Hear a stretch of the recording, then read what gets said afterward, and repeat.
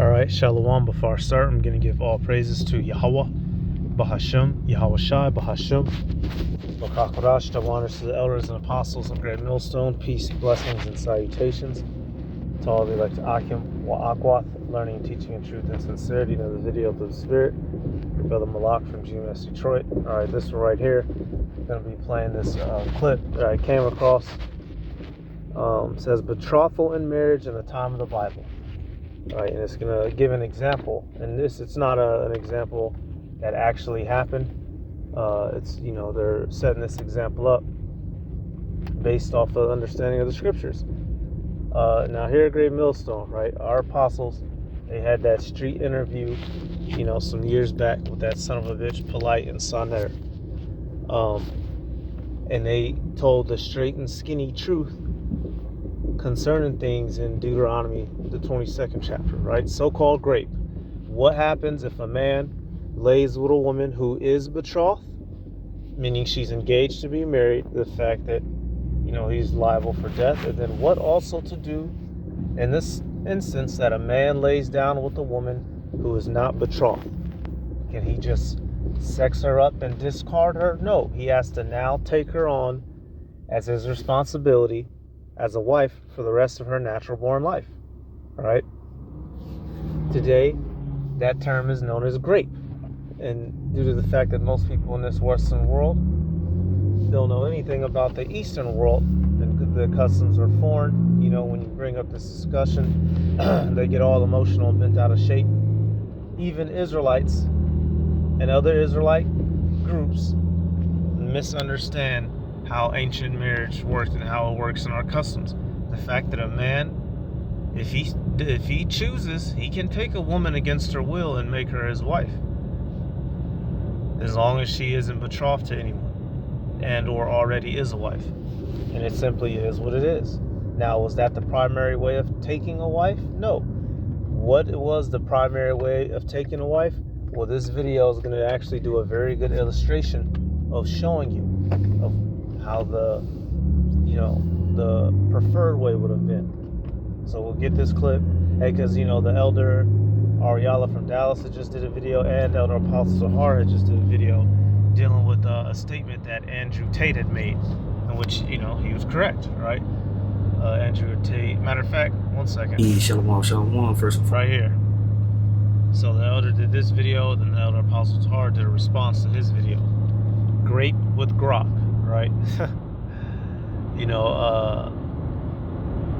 At this point, if you're still running around choosing to misunderstand the scripture, accuse us of doing things to women against their will and underage women, rather than actually understanding the scripture for what it says literally, then the Heavenly Father's going to punish you like he's done our past opponents who have falsely slandered and accused us, when all we've done, beginning with our apostles, is give the proper understanding of that Deuteronomy 22.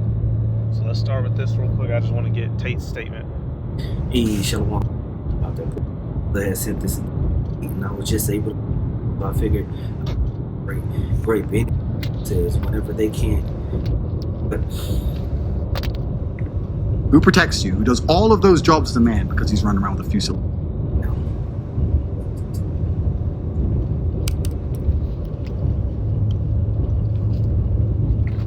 Who protects you? Who does all of those jobs as a man because he's running around with a few silly girls? There's no point leaving him. You can confront him, we'll talk to him, but there's no point in destroying your family over this. That's what I would say. People may think I'm not telling the truth, but I'm telling you that's what I would genuinely say.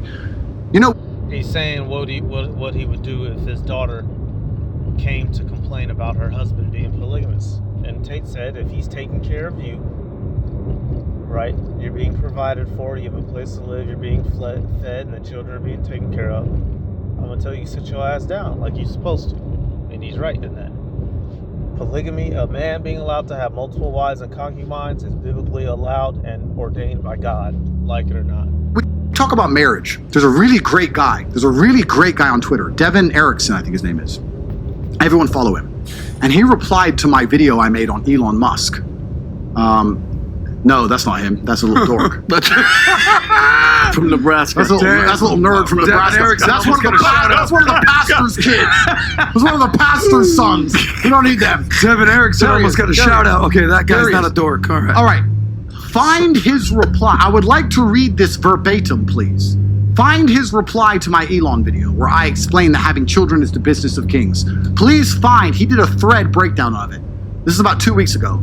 His reply to my Elon video.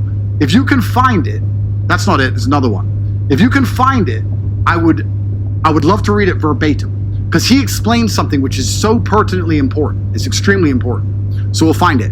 But he talks about what marriage effectively is. While he's looking for it, do you have a summary? Yeah, so what he's saying is people will say Andrew has a bunch of baby mamas and that he's irresponsible. But truthfully, a man's true obligations are protection and provision. This is why the Bible said if you rape a woman, you have to marry her. People see that as, oh, that's bad for the woman. Now, even this, So boom, right there. What was he referencing, y'all? Deuteronomy 22. We already understand that's what he's referring to. If you take a woman, if you take a woman physically and lie down with her, you have to now take care of her for the rest of her life. Nothing to get emotional about. So now let's go back to the other video. And now, once again, that was not the primary way of taking a wife. If you were a father and you woke up one day and saw that this situation happened to your daughter, you would, in most cases, be pissed. But now you're going to go on to the next steps. What do we now do according to the law? What was it, y'all? That man has to take her as a wife. He cannot put her away, and he has to pay her. He has to pay the father 50 shekels of silver, which is equivalent today to, $500,000. Around, $400,000, y'all. So come on. So let's get the other video real quick, and we'll get some scriptures in a minute, just laying the groundwork.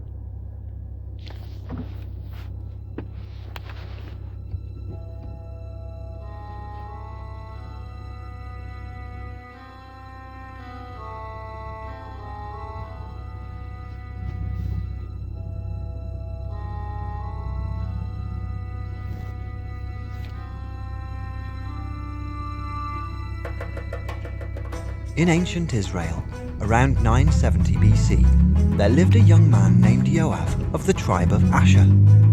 One day, his parents approached their firstborn. Joab, your olive harvest has been good, and it seems about time you started a family. What? So this was the parents.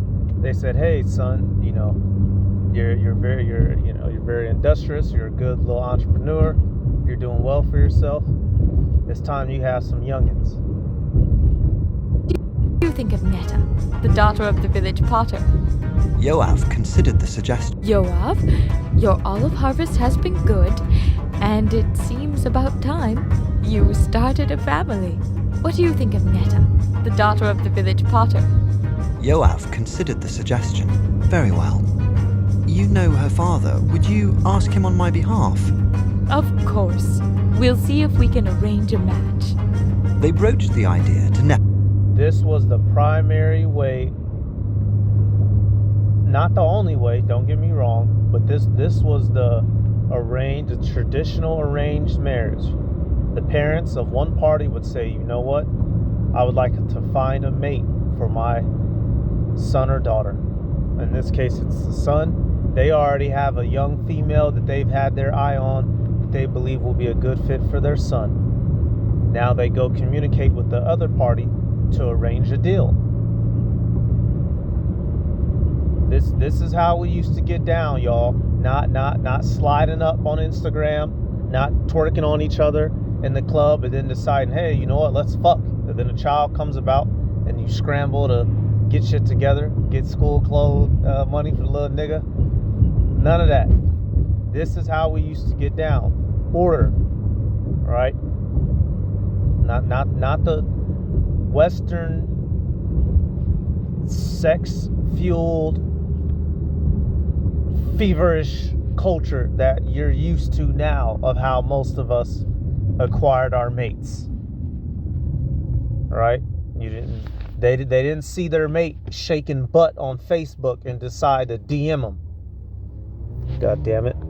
You niggas need to get our people are so far gone in American culture, you can't understand the Bible. But fuck you. You're 2/3 anyway if you can't, so shit. His father. He said, I have nothing against your son, but I've had an equally good offer from Anan the carpenter. So the father of the daughter had other good offers. This was another thing. The father of the daughter usually had, he had a couple options he was weighing. Man, who am I going? This man talking about he gonna give me 50 camels and 100 shekels, but this man talking about he just gonna give me 1,000 shekels. This man over here said he got a plot of land and a farm and 1,000 shekels. Man, who I'm gonna give her to, right? I have thought it over, and I think Netta would be better off married to Anan. Yoav's parents were saddened to lose a girl like Netta, but they were determined to help their son find a So they didn't get that one. So they go look for him another woman. good wife. A few days later, Yoav Notice, that first girl didn't have a choice in her husband. Her father picked, right? And that was most cases. Now, there's going to be certain instances where the woman was asked, who did she like? And we're going to go show that example in the scriptures. If the husband that was being presented to her, will she agree, right? I'll get that example in the scriptures. But the predominant case was the woman didn't get to choose. Why? Because women don't need to choose. And we see the results of that in modern day America. These last 50 years of black women being allowed to choose mates, what do we get? Take a look at the YNs, Pookies and Ray Rays. Shit. father was talking with his friend the merchant. I've been trying to get a wife for my son, but the girls in our village all seem to be betrothed already. One of my regular customers in another village has a daughter who's not betrothed. She is very beautiful and industrious and would probably make a good wife. Would you like me to find out if her family would be interested in meeting yours? At their request, the merchant arranged for Yoav's parents to meet with his customer. The meeting went well, and Yoav's parents went back to their son with their recommendation. The daughter, Libby, would be a good match for you. Yoav trusted his parents' wisdom and was willing to ask for Libby. Sir, I am well able to provide for a family. If you think I'm worthy, please tell me what I must do in order for Libby to become my wife. I have considered it, and I think it is of God. I believe he will make Libby very happy, but let us ask her if she agrees to the marriage. Yoav asked Libby if she was willing to become his wife. Yes, I am. And so now we'll pause and we'll come back and finish this. So now this is one example where all the parties had already agreed. We think we like this match. Now they asked the daughter, finally in question, would you like to become, they didn't ask, do you want to date first? Do you want to go out on 10 dates? Do you want to try his PP first? Do you want to see if he got swag and can dance? No. They said, would you like for this man to become your husband? And she said yes. Right? So now so that's one of the ways, right? Certain arranged marriages, she didn't get to ask. It was this, y'all two getting together, right?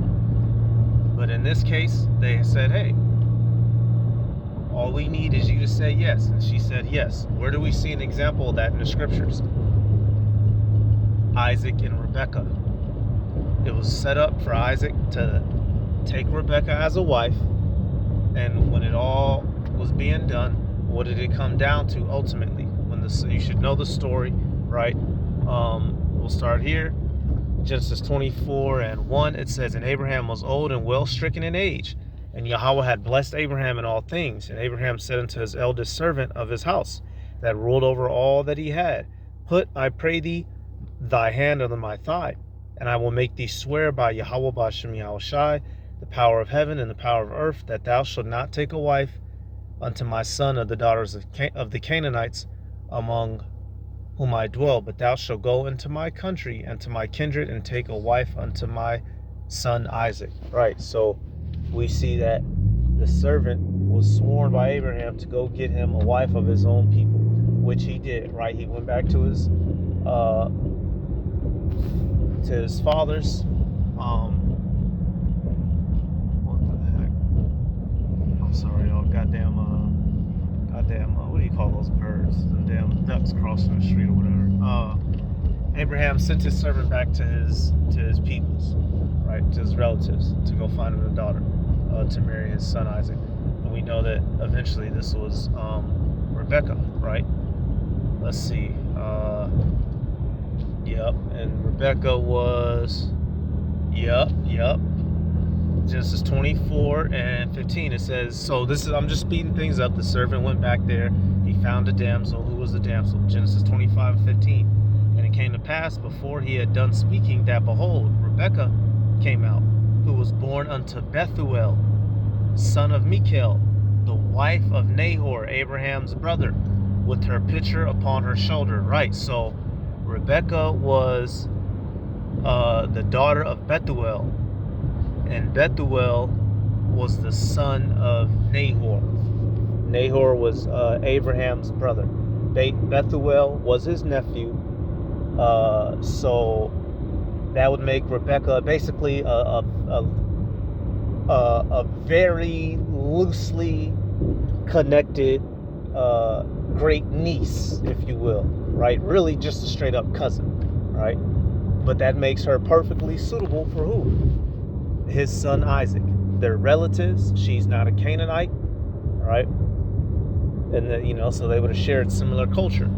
Verse 16, and the damsel was very fair to look upon, a virgin, neither had any man known her, and she went down to the well and filled her pitcher and came up. Right, so she was a young, beautiful woman, right? A virgin, untouched. They get to talking. The servant,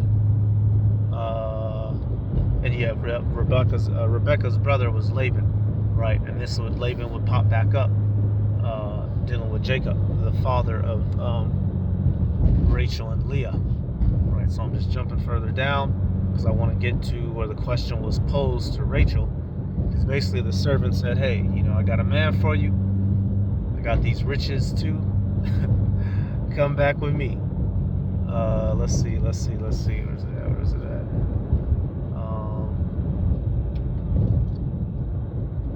Let's see. So I'm going to read some of these verses. So jumping further down, right, the servant was explaining his mission, why he was sent there. Genesis 24:48 says, and I bowed down my head and worshiped the Lord and blessed Yahweh, God of my master Abraham. And which just goes to show you the heathen, y'all, and the kingdom, they're going to be our servants, and they're going to also give praises to the Heavenly Father and His Son under our authority, right? So hey, we're going to get this balance and this power back in the kingdom, because all entities down here on the earth are supposed to worship the Father and the Son. It's just that we're the chosen people, so we get the benefits, and chiefly we should be worshiping them. But every living mother sucker down here on the earth will be in subjection in the kingdom. All right, verse 49. And now, if you will deal kindly and truly with my master, tell me, and if not, tell me, that I may turn to the right hand or to the left. Right. So he's saying, look, is you gonna come be this man's wife or not? Let me know so. It says, and Laban and Bethuel answered and said, the thing proceedeth from the Lord. We cannot speak unto thee bad or good. So they said, we ain't gonna get in your way, homie. The dad and just say Bethuel, the father and grandfather, right? It says, behold, Rebekah is before thee. Take her and go and let her be thy master's son's wife, as the Lord hath spoken. So they gave her up. They said, take her. They said, go and take her. And it came to pass that when Abraham's servant heard their words, he worshipped the Lord, bowing himself to the earth. And the servant brought forth jewels of silver and jewels of gold and raiment, and gave them to Rebekah. And he gave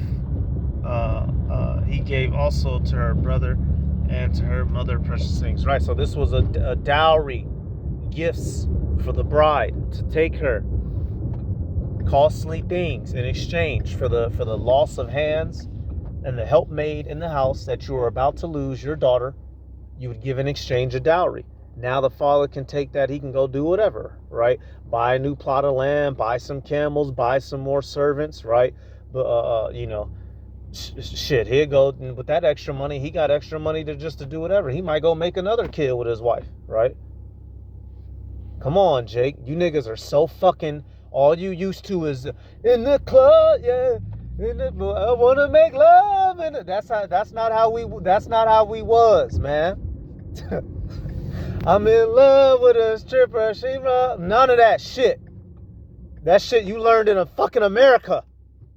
We going back to the ancient way, goddammit. Nigga half kicked up off lean and liquor. And the next thing you wake up next to a bitch. That's not what we come from, Jacob. You need to return to your way or die. God damn it. Excuse me. Verse 58. It says, and they called Rebekah and said unto her, wilt thou go with this man? And she said, I will go. Boom, right there, y'all. So this was one of the more rare instances where they gave, even though they already gave her up, they told the servant to take her. But they asked her, hey, you want to go with him? She said, yeah, I'm cool. Don't know a lick of what Isaac looked like. Isaac could be 4'2",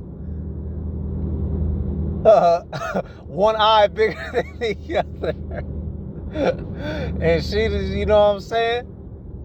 Got up and was, yeah, I'm going to go. That wasn't none of that goofy, silly shit. How tall is he? What did he look like? How much money he made? None of that shit, right? And they sent away Rebekah and their master and her nurse and Abraham's servant and his men. And they blessed Rebekah and said unto her, thou art our sister. Be thou the mother of thousands of millions, and let thy seed possess the gate of those which hate them. Right, and that's prophecy ultimately. Hey, so they miniature prophesied, right? Because Rebekah is the father of, is the mother of Jacob and Esau, and Jacob would go on to, Jacob's the chosen one, right? So it was set up for her to give birth by way of Isaac's seed to Jacob and Esau. All right, she's one of our great foremothers. So this had to go down, y'all. Get up out your emotional ass panties. So this is one way, right? They might ask the daughter. Another way, the daughter might not get a choice regardless. Let's get this out of Tobit now. If you know the story of Tobit, you had Sarah, right? You had Sarah, who was promised to Tobias, the son of Tobit. She was given to, 7 other men, and the demon Asmodeus would come in and kill them before they could, when they went to try to go lay down with her. Now, this is going to make a mention of something here.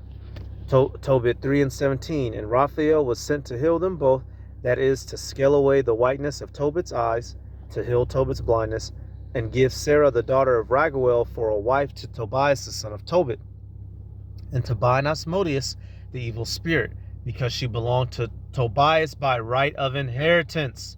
The selfsame time came Tobit home and entered his house, and Sarah the daughter of Raguel came down from her upper chamber. Right. So this angel got that done. Raphael, meaning healer, Raphael, Raphael, I believe it is. Basically, God heals, right? God healer, the power heals. And it says that she belonged to Tobias by right of inheritance. What does that mean, y'all? Let's jump forward. Tobias ends up linking up with the family. The father being Raguel and the wife being Edna. And before, they did anything else, Tobias basically said, look, give me your daughter. And what happened? Tobit 7. Let's start at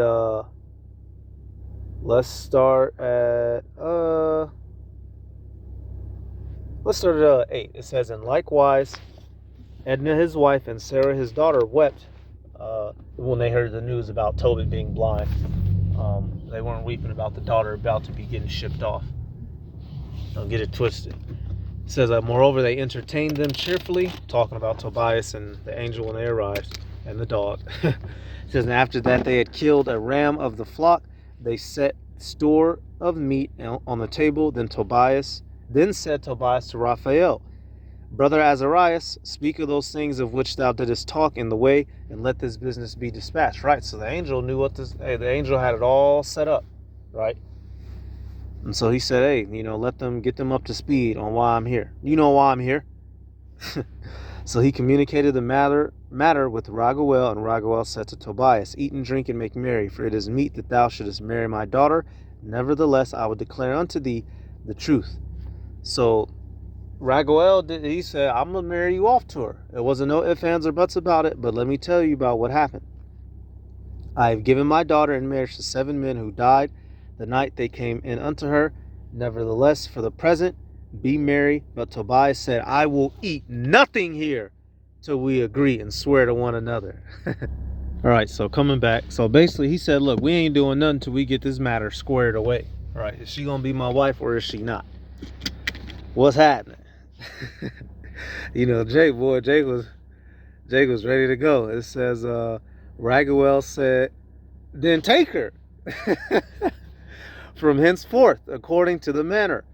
For thou art her cousin, and she is thine, and the merciful power give you good success in all things. Then he called his daughter Sarah, and she came to her father, and took her by the hand, and gave her to be the wife of Tobias, saying, behold, take her after the law of Moses, and lead her away to thy father. And he blessed them. Right. What are they referring to? Take her after the law of Moses, y'all. Let's get that real quick. Women don't get to choose kinsmen? Yep. Who, according to the law, if you can't find a husband for a woman, who is she supposed to be given to? The cool nigga from down the block, right? Day who can shoot a good 3. Handsome Ray. No. Who is she supposed to be given to? Let me find where's that? Let me get that real quick, y'all. Let's do near kin. It should be near kin. Whoever the closest up, the next closest male in the bloodline. Let's see. I believe, give me 1 second, y'all. Okay, yeah, that's what I thought. Yeah, Numbers 27. Going back to,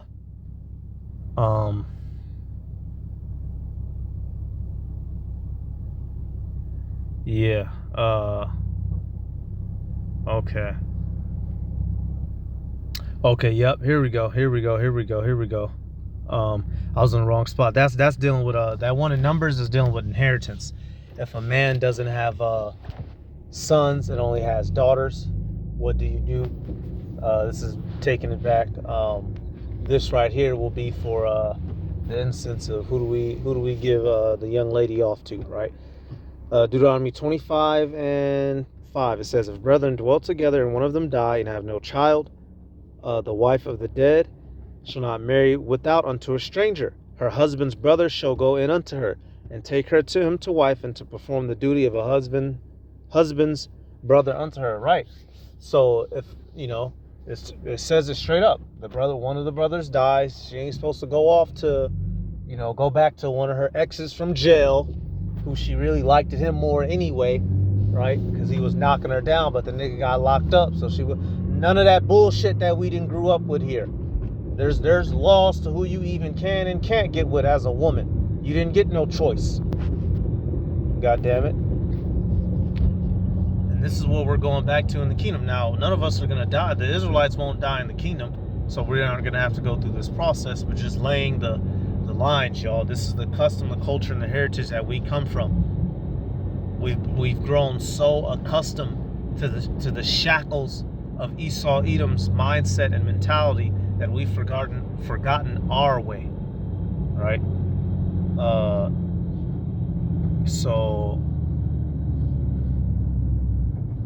And this is known as a Levirate marriage. Levirate, not Levite marriage, a Levirate marriage.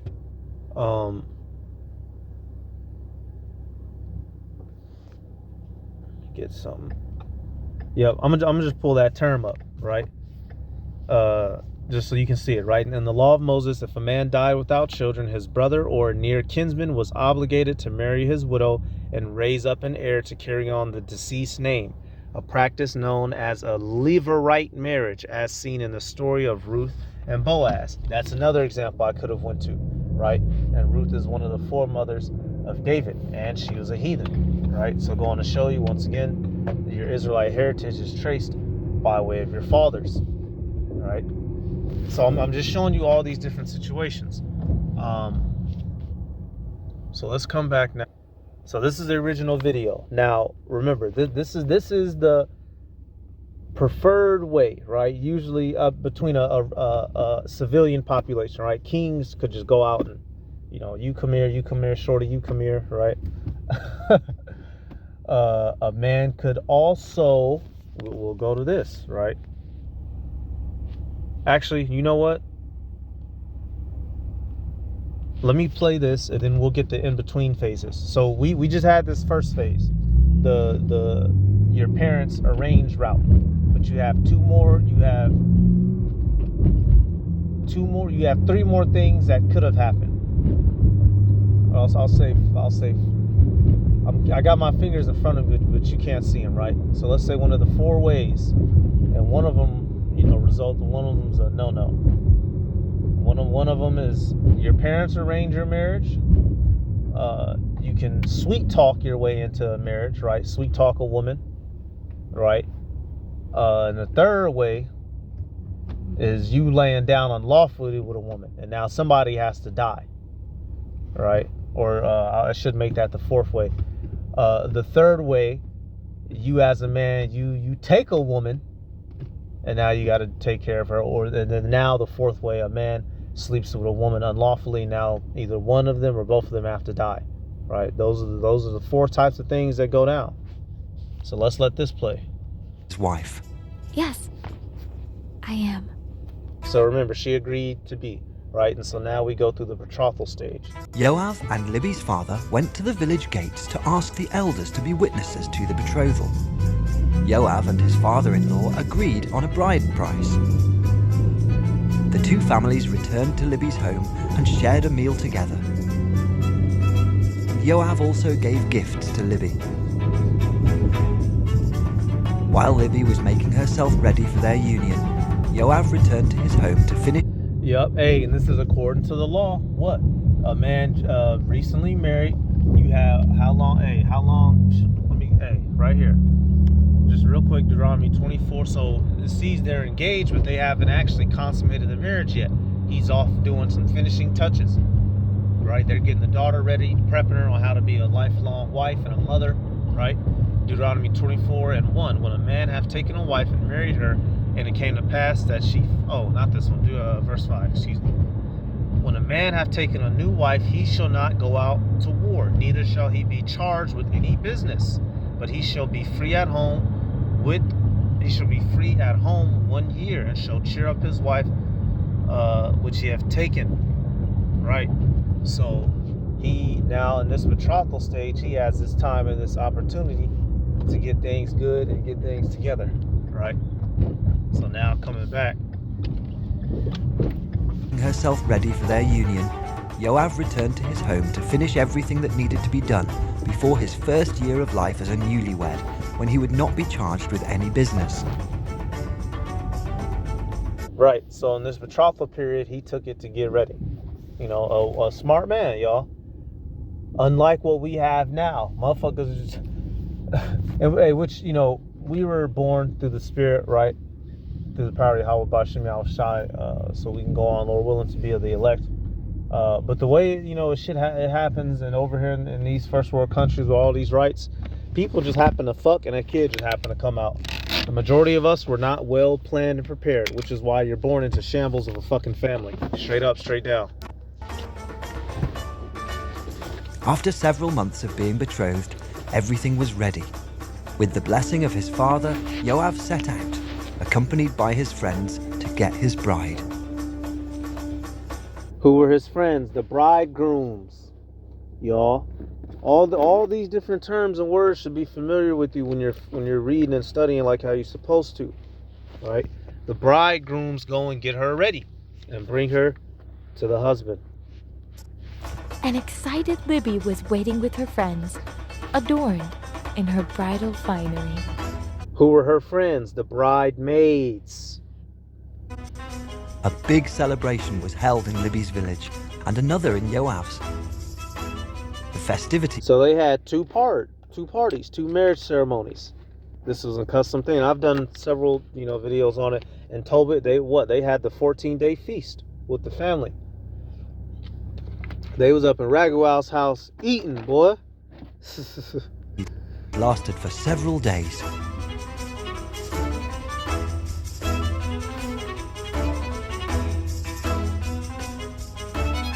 Yoav and Libby entered the wedding chamber and became one.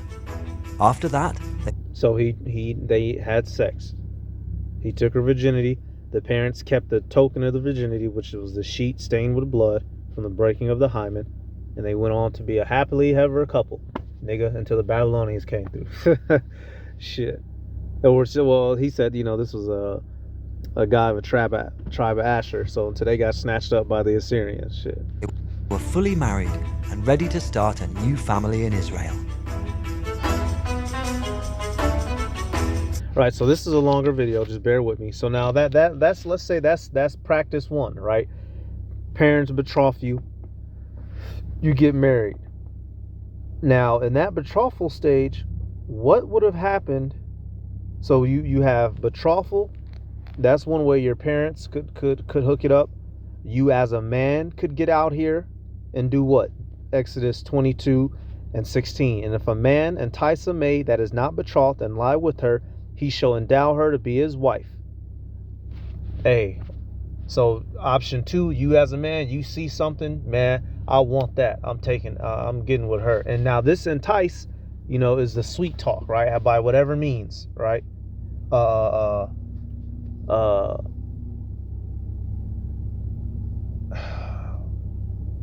We're gonna go to the Deuteronomy 22, but not to get this mixed up with the Deuteronomy 22, because this is what the idiot guys in other camps, soft ass Hassad and Hakah, they tried to use this one. Nathaniel and them. Entice is different from taking, right? Entice is different from taking. So option 1, your parents can marry you. Option 2, by whatever means, a man and woman, they just link up, get together, right? Now let's take a look at the next phase in that. Now, so we're in that betrothal period, right, that we just saw. What if somebody came and took the dusty D and went and jammed it off in the woman who was betrothed to get married? What was supposed to happen, y'all? And this is option 4. I said this is 4, in which I'm just using that so you can keep track of shit going on. I can't write things down in front of you in pen and paper. We had 1, 2. This is going straight to 4 to the extreme. We'll jump back to 3 in a second. This is option 4. So if somebody came and slept with your virgin that was promised to you, what was about to happen to dog? If she didn't cry out, if they weren't actually both complicit in adultery. Deuteronomy 22.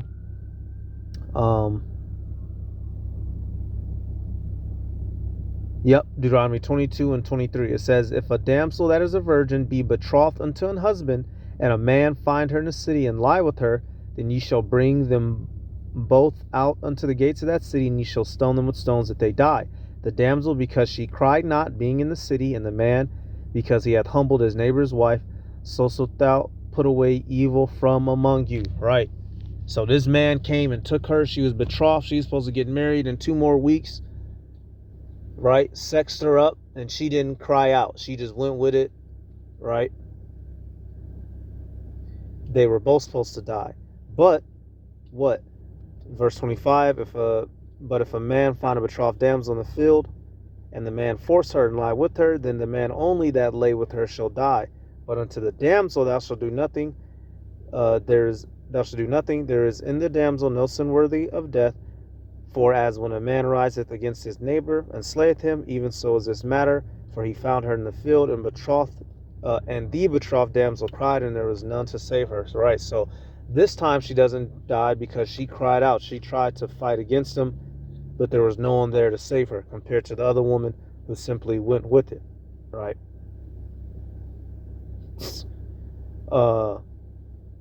Up here. And this is dealing with the tokens, right? If they didn't have the tokens, a man said, man, I'm not sure if she was a virgin. But the parents say, nope, she was. So you don't damage her reputation, right? So that's 4. Now, what's option 3, y'all? So option 1, running through them again. Parents arrange your marriage. Option 2, a man and a woman link up. A man sees a woman, he says, you know what, I want her, right? Enticed her, smooth talked her. Option 4 was a man laid down with a woman wrongfully that was betrothed or married. Either he gets put to death if she fought and no one came to save her, or they both get put to death if she didn't fight. Right? That means she was complicit in the adultery, that's what we get ran rampant with in our society. Women ain't, husband at work, she blowing on the neighbor or whatever, right? How many videos have we seen, right? Wife caught in the car cheating, or husband come home on a couch cheating, whatever the fuck, right? Both of them are supposed to get put down. But what's the third one, or what's the last option? A man could get him a wife. This is not the preferable method, but it can happen. And what do you do in the case that it happens? Verse 28. This is all the apostles did, was explain it, man. Deuteronomy 22 and 28. If a man find a damsel that is a virgin, which is not betrothed, so she's a virgin and she's not promised to anybody, what does he go and do? And lay hold on her and lie with her, that they be found. Then the man that lay with her shall give unto the damsel's father 50 shekels of silver, and she shall be his wife, because he has humbled her. He may not put her away all his days. So this man looked left, he looked right, he knew she wasn't betrothed, or nigga might have got lucky. Took her, laid down with her. Now he has to pay the father, and he cannot divorce her, right? And 50 shekels of silver ain't cheap.